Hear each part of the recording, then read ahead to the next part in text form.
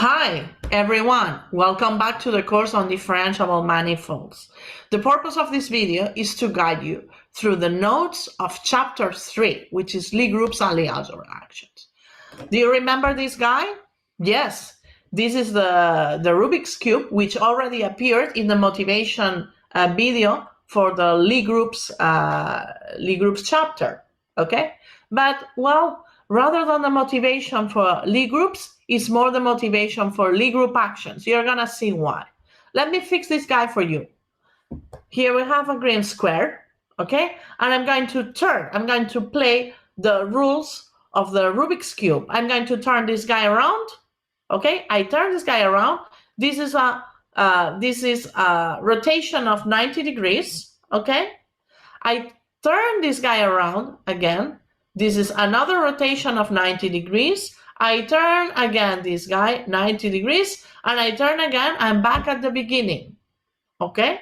What happens is I'm back at precisely the same point at the beginning. This is because a rotation of 90 degrees is the generator of a finite discrete group of order 4, okay?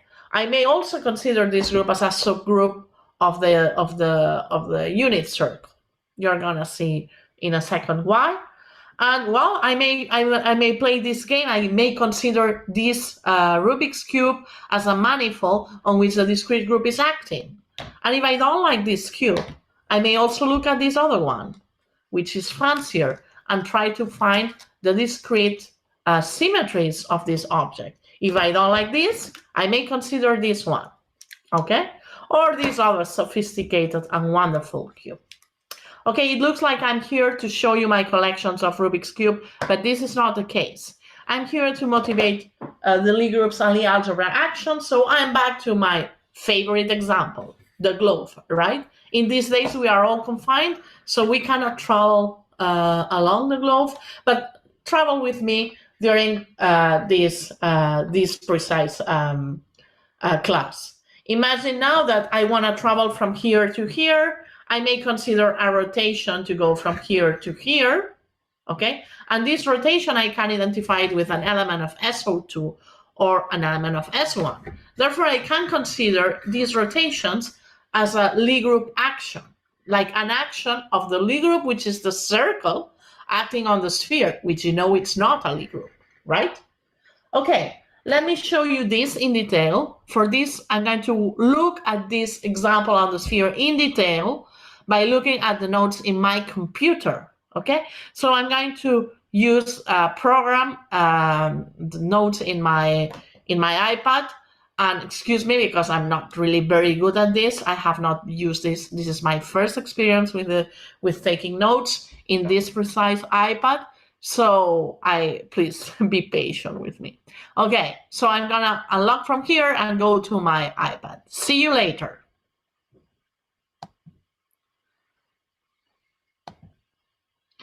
Okay, now let me take you to a part of my computer. Okay, it seems that I have been already taking notes.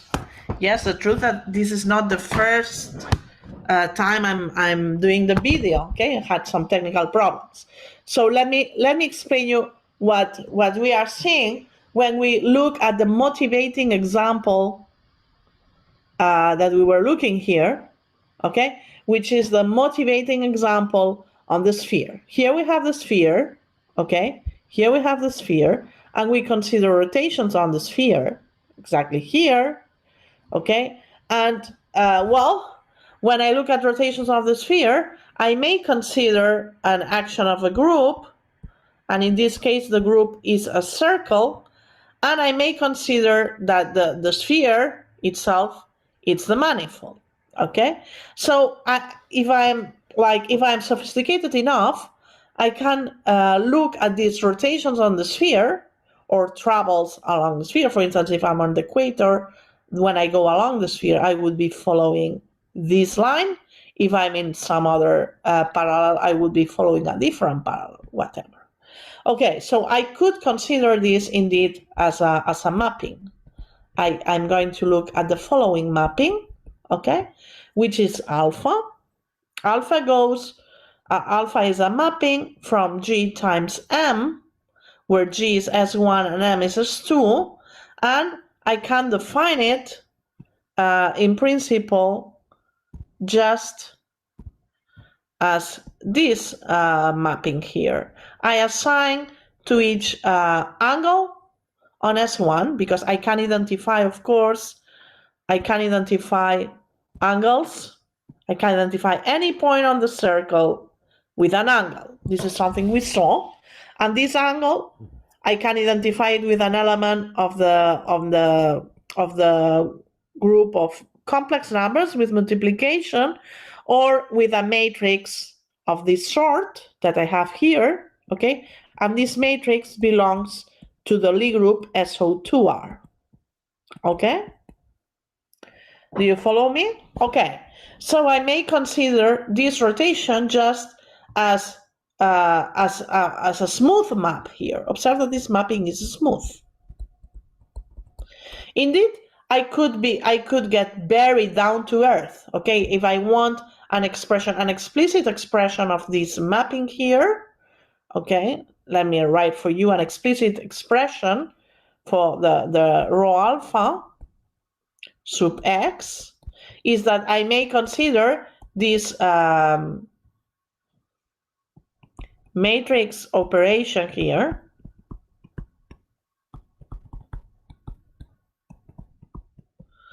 put the axis, okay, and put the element on the element that I have on the sphere.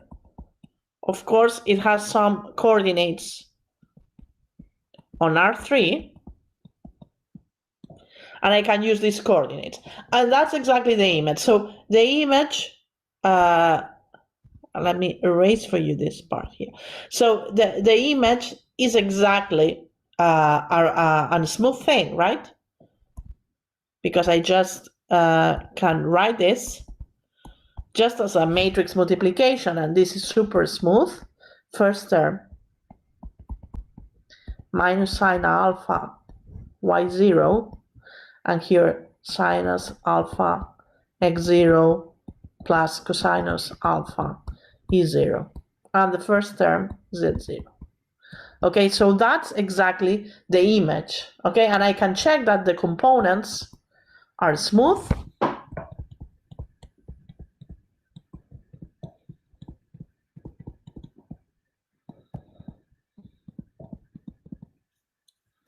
Oops.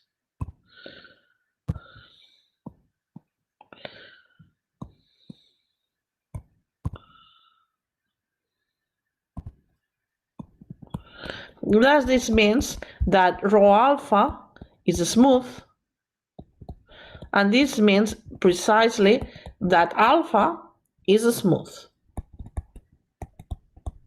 And here comes the first definition, definition 1.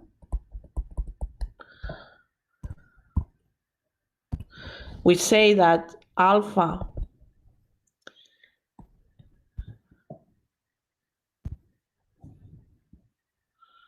G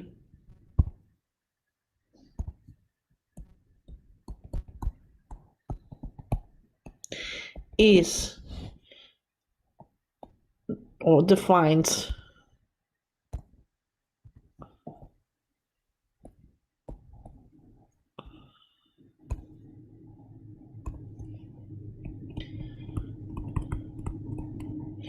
a Lie group smooth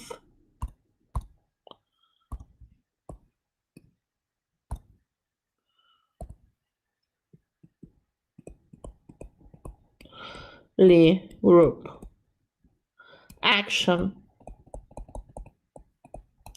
if first alpha is smooth, and something that is that we should require is that indeed the properties of multiplication of the group are translated into the multiplication on the manifold itself. So what I want to say is that if we have the product of two elements of the group acting on an element X, this has to be the same as the composition of alpha G2X for all G1, G2 in G, and X on M. Okay, this means that if I make the product, okay, of two elements of the group, the alpha acts, okay, as concatenation. So first I have alpha G2, and then I concatenate with alpha G1. All right. I also require that the identity element goes to the identity. So I require that when I make the group act by the identity element of the group, this becomes X for all X on G. I may consider a more sophisticated definition of this. So let me change the color.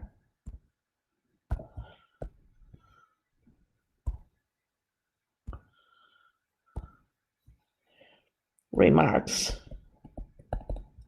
A more sophisticated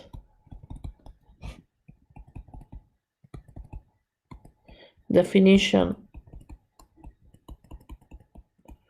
would be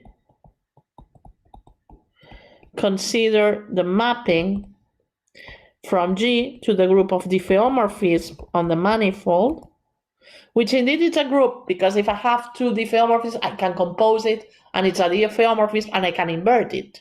Okay, that's an interesting observation. So this guy here has a group structure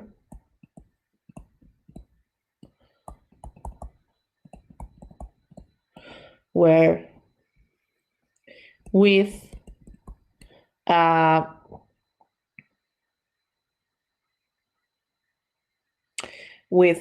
product, the composition of the diffeomorphism. Of course, every element has an inverse, because the set of diffeomorphisms, every point is invertible, right? Though this has a small problem that I want to say. I'm going to put here an emoticon. This is small problem. Is that this guy is infinite dimensional. So a natural thing would be to say that this mapping here is a morphism. That would be a good definition. Let me erase this. Let me pick up my color. Is a morphism of Lie groups.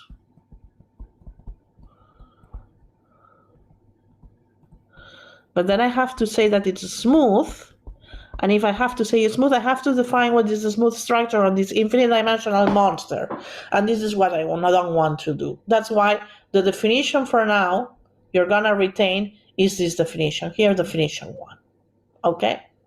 Well, when we have a group action, then so example one, and it's the only example I'm going to examine here.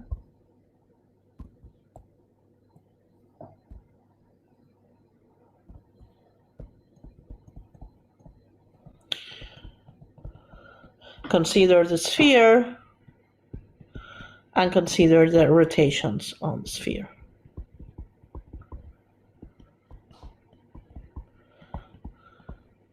Then I'm going to examine this example a bit further, because if you look back at this example, then remember that I was saying if I take a point of the equator and I make all the possible, let me go back to this picture. If I take this equator and I go around this equator, I get a circle. Okay, so we have an interesting feature here, is that for a point on the equator, the image for all possible alpha describes a circle. This is more or less true for all the points except from the north and the south poles. Okay, if I write here, I want to write, this is the north. Now this is completely, like, I cannot write anymore. Don't know why. Okay, there we go. Then I want to say that this is the north and this is the south pole. And for the north and the south pole, what happens is that when I consider rotations, for all the possible angles, I stay on the same point. So the interesting feature happens here, which I'm gonna write like this. I'm going to put it like this, that an interesting feature is that for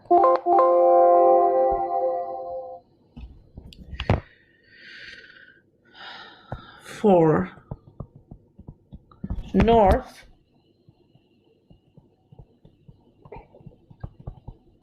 and south poles,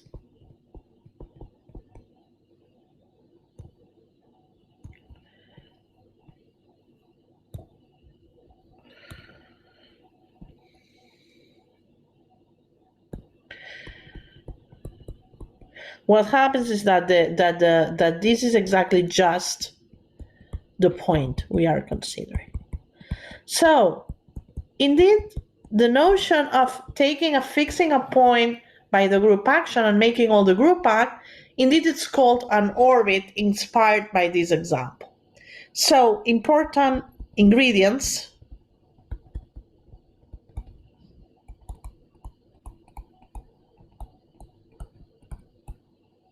are the orbit of a group action,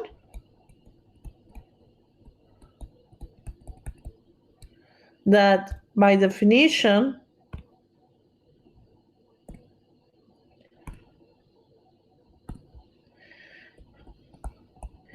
we denote it like a big O of a point X. It's going to be exactly the set of points on the manifold such that the point can be written as G times X. And well, this is an abuse of notation, but it's quite used in this context, okay, to refer when we put G point X, this is a shortcut for alpha, for the element, for the action of the group, okay? And this is called the orbit. Well, a natural question, is the orbit a manifold? Is the orbit an immersed manifold? Okay, that's indeed one of the goals of things to prove. In general, good conditions, okay, for instance, M in compact or G compact or proper action, okay, then in these cases we have that this is indeed a manifold. And indeed we can identify this manifold with a quotient manifold, which is very interesting. So for that I'm going to define something else, which is the isotropy group.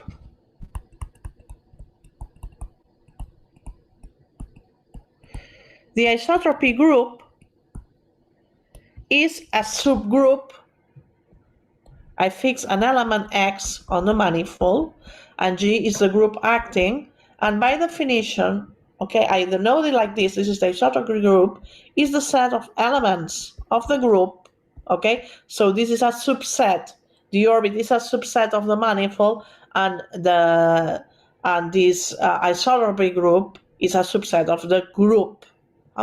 It's a set of elements of the group that fix, okay, that fix that element. I can write it like this by abuse of notation, remember, or I can think that this is alpha G X equal to X, okay? An interesting observation is that because of the way this is defined, okay, this is the pre-image of a point which is closed, so an interesting observation,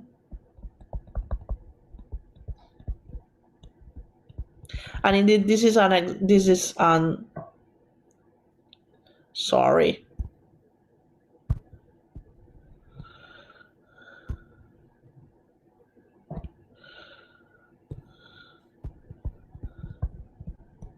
is that interesting observation that I wanna do is that this is closed. Gx is closed. It's closed. Therefore, I can apply Cartan theorem. Okay, it's a closed subgroup of the Lie group. Therefore, it's a Lie group. Okay. Then what else do we have? Okay, what else do we have here? We have the definition of orbit. We have the definition of isotropy group, and well, how are these related? So, question.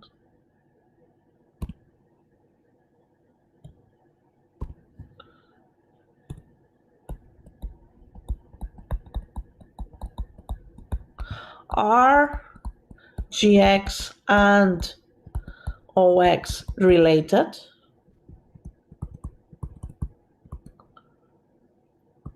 How? If we look at the example on the sphere, let's go back to the sphere.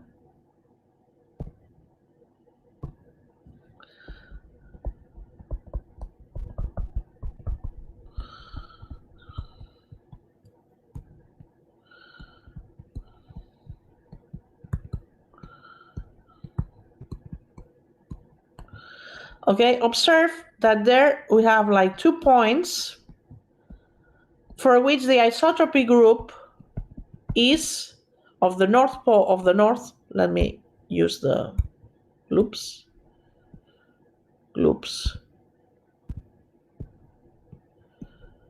Okay, in this example, let me change the color. I can draw. In this example, the isotropy group of the north pole was the whole S1. Okay, because the equation is that it fixes a point, the north pole, and all the elements of the group fix the north pole. And of the south pole is S1. And for the other points, what is the isotropy group? If you think about it for a second, you get that this is the neutral element. So on the other hand, the orbit, indeed, it's bigger when the isotropy group is smaller. So let me write this very simple-minded thought here. The isotropy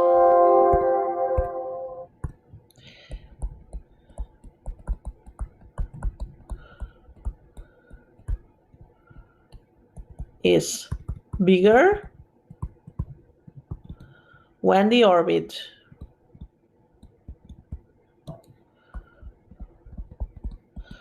is smaller.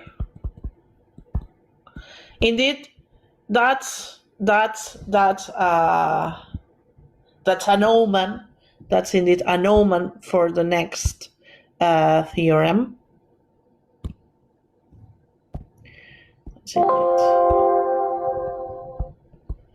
omen for the next theorem. Under reasonable circumstances, this includes, of course, G and M compact, but it could be different. It could be also proper action or other. What happens is that the quotient of the group with this isotropy group, which has a manifold structure, this is something that it's revised in the notes. I'm going to get to this. This is indeed diffeomorphic to the orbit through the point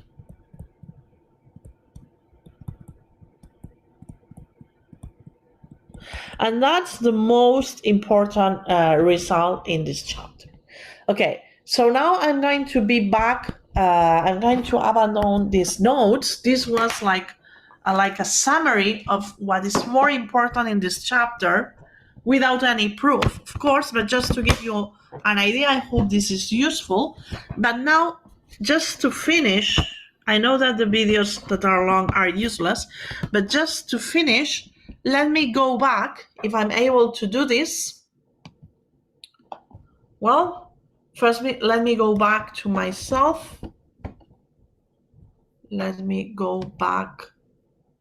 I'm going to stop the presentation for 1 second, and I'm going to, okay, now I'm back here. Hi, I'm here. I have been here all the time, but when I'm writing on the notebook, it's not convenient for me to have the camera. It's like, so it's quite ugly because you just see the ceiling of my house. Okay, so not so interesting. Okay, now let me show you. Now this was like a summary of the whole chapter. Okay, but where can I find examples?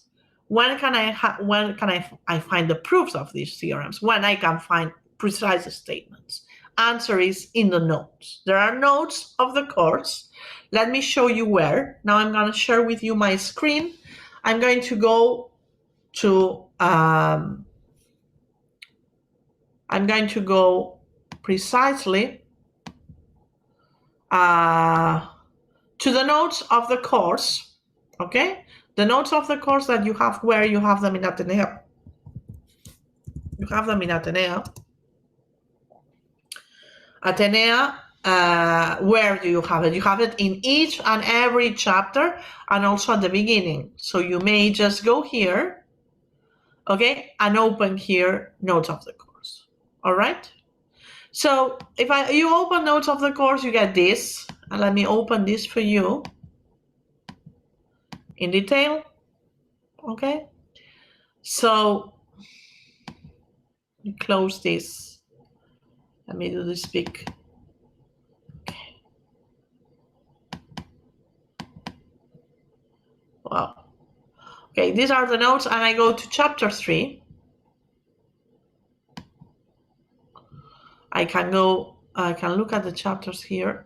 I go to chapter 3. This is the Lie group actions. All right. Now let me go to full screen.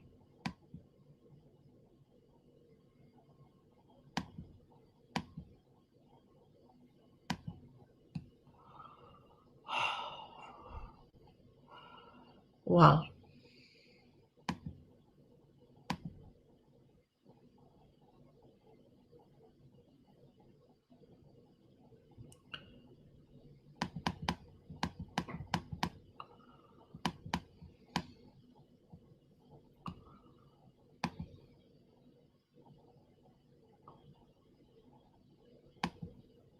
New. Sorry. This is a new. I cannot see this. New. I want to be, well, never mind. Okay, this is a new, it's not PDF, so I don't see how to do this full screen. Okay, so this is chapter 3. What I wanted to comment just very quickly, what you can find here, and you should really look at the notes of the course. Okay, so in this chapter 3, you find the definitions, you find examples.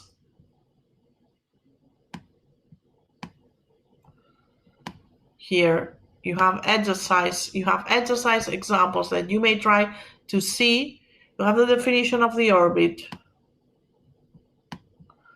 Okay, and here you have, you have first this theorem 3.1.20. Okay, this theorem examines what is the differential structure of the quotient, because we are using a quotient. And theorem 3.1.22 is the theorem that you are looking for, that this is unimmersed. And the corollary is the one that tells you that the orbits are smooth submanifold. So you have this. This is a short chapter, indeed, but it has many, many exercises. Okay, so what I want you to do is, well, to look at these notes, to study the proofs, to ask me questions, and then you'll get an assignment of the problems, of course. Okay, but I just wanted to let you know that the most important things are here in the notes of the course that are available. Okay, so that's all I wanted. That's all I wanted to tell you. Okay, and okay. Well, this has become crazy. Sorry, I'm going to stop the presentation. This was a bit long as a video, sorry, but this is the guiding video for this part. Okay, how many hours are you supposed to study this part? Okay, at least you're supposed to invest like a couple of sessions on the theoretical part and a couple of sessions on the practical part, on the practical side. You'll get emails with assignments of the problem sessions. So please contact us if you have any questions. Welcome back.